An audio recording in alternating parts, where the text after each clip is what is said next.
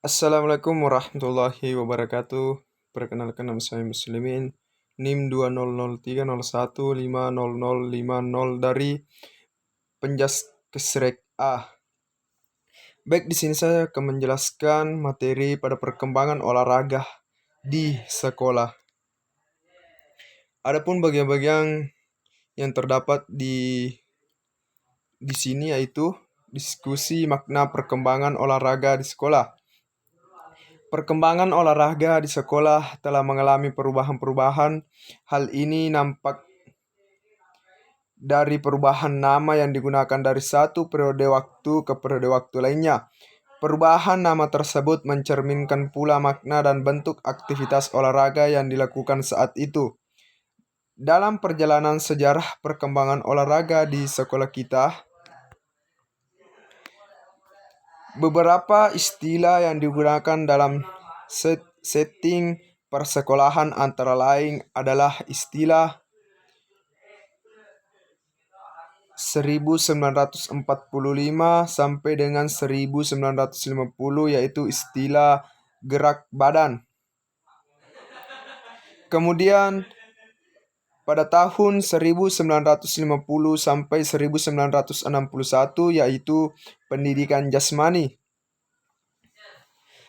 Selanjutnya pada tahun 1961 sampai dengan 1966 yaitu olahraga. Pada tahun 1966 sampai dengan 1977 olahraga pendidikan. Dan yang terakhir yaitu pada tahun 1978 sampai sekarang yakni pendidikan olahraga dan pendidikan jasmani olahraga. Istilah gerak badan pada tahun 1945 sampai 1950 bersamaan dengan proklamasi kemerdekaan Republik Indonesia pada tanggal 17 Agustus 2009, pemerintah Republik Indonesia makin menyadari pentingnya pendidikan untuk membangun bangsa dan negara, termasuk di dalamnya gerak badan di sekolah. Di sekolah diberikan aktivitas gerak badan dalam bentuk permainan, atletik, senam, dan khusus untuk sekolah menengah tinggi, sekarang SMA, ditambah dengan latihan militer. Beberapa masalah yang mendapat perhatian khusus dalam pelaksanaan gerak badan antara lain, yaitu yang pertama, gerak badan untuk anak perempuan dilaksanakan terpisah. Perlunya nasihat dokter untuk melaksanakan gerak badan. Yang ketiga, bahan pengajar diambil dari permainan dan kesenian nasional. Yang keempat, perlunya musik. Yang kelima, perlunya kepanduan. Yang keenam, perlunya pencegahan ekses dalam perlombaan. Yang terakhir, perlunya pemerintah membiayai kegiatan, perlunya lapangan olahraga di setiap sekolah, perlunya menolong sekolah partikulir, dan perlunya mengadakan kursus kilat bagi guru-guru. Masa pendidikan jasmani pada tahun 1950 sampai dengan 1961.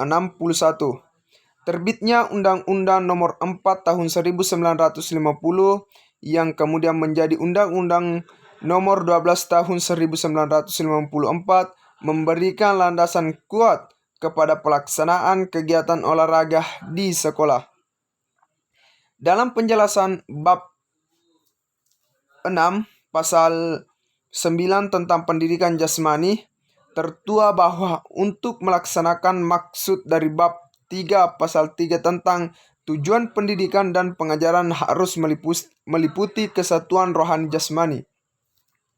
Pertumbuhan jiwa dan raga harus mendapat perhatian seimbang menuju keselarasaan perkembangan intelektualisme dan perkuatan badan.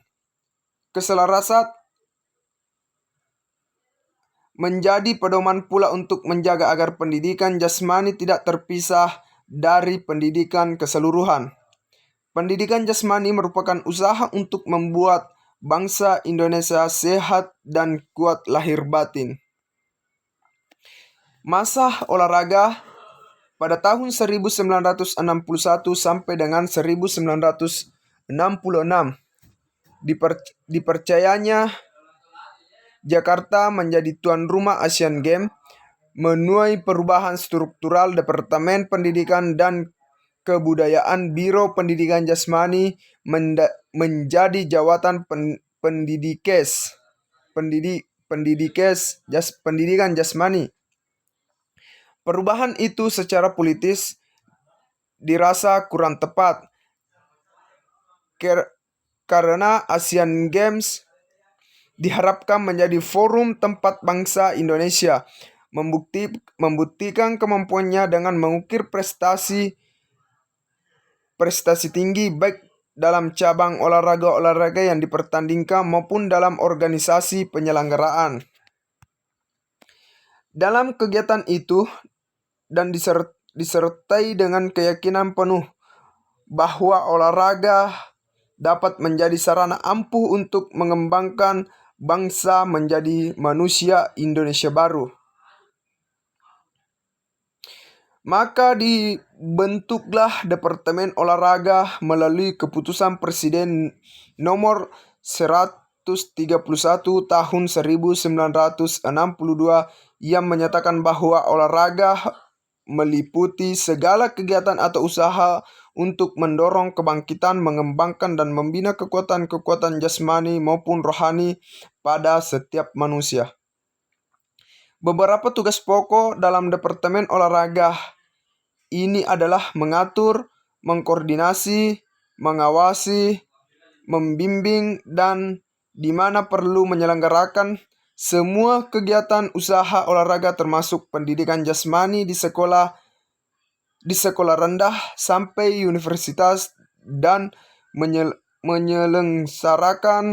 menyelenggarakan pendidikan tenaga ahli olahraga seperti guru olahraga. Masa olahraga pendidikan 1966 sampai dengan 1977. Pada masa olahraga pendidikan, pengelola olahraga berada di bawah Departemen Pendidikan dan Kebudayaan. Mula-mula penanggung jawab adalah Direktur Jenderal Olahraga, kemudian beralih kepada Direktur Jenderal Pemuda dan Olahraga. Beberapa direktorat yang ada di bawah naungannya adalah Direktorat Olahraga Pendidikan, Direktorat Keolahragaan, dan Direktorat Pendidikan dan Penataran berada di bawahnya. Terjadi perubahan sejak tahun 1963 sampai 1978. Kedudukan pengelolaan olahraga merosot dari sebuah departemen menjadi direktorat. Pada masa ini program olahraga wajib di sekolah berjalan terus walaupun ada kewajiban baru yaitu bergabung dengan kesehatan. Demikian juga dengan olahraga karya. Adapun opsi yang mulai aktif pada tahun 1966 bertambah maju dan pada tahun 1970 berhasil menyelenggarakan kejuaraan nasional opsi dalam cabang olahraga atletik dan sepak bola. Masa pendidikan olahraga dan penjaskes 1978 sampai sekarang. Dalam perjalanannya dari tahun 1978 sampai dengan tahun 1995, nama olahraga di sekolah mengalami berbagai perubahan. Walaupun demikian, pelaksanaan olahraga di sekolah tetap ditekankan pada aspek pendidikan. Artinya, kegiatan pendidikan yang dilaksanakan melalui media kegiatan jasmani yang disebut olahraga. Perubahan nama tersebut berturut-turut adalah pendidikan olahraga, olahraga kesehatan dan kesehatan olahraga, dan terakhir pendidikan jasmani dan kesehatan. Adanya perubahan-perubahan demikian dapat diartikan adanya dinamika yang tinggi dan konsep penyajian olahraga di sekolah. Akan tetapi dari sisi lain dapat diartikan sebagai kurang mantapnya konsep penyajian di sekolah. Urgensi penjas. Pendidikan jasmani dan kesehatan yang diberikan di sekolah memiliki peran yang sangat sentral dalam bentuk manusia seutuhnya. Pendidikan jasmani tidak hanya berdampak positif pada pertumbuhan fisik anak, melainkan juga perkembangan mental, intelektual, emosional, dan sosial. Itulah tadi pemaparan materi yang dapat saya sampaikan. Lebih kurangnya mohon dimaafkan. Assalamualaikum warahmatullahi wabarakatuh.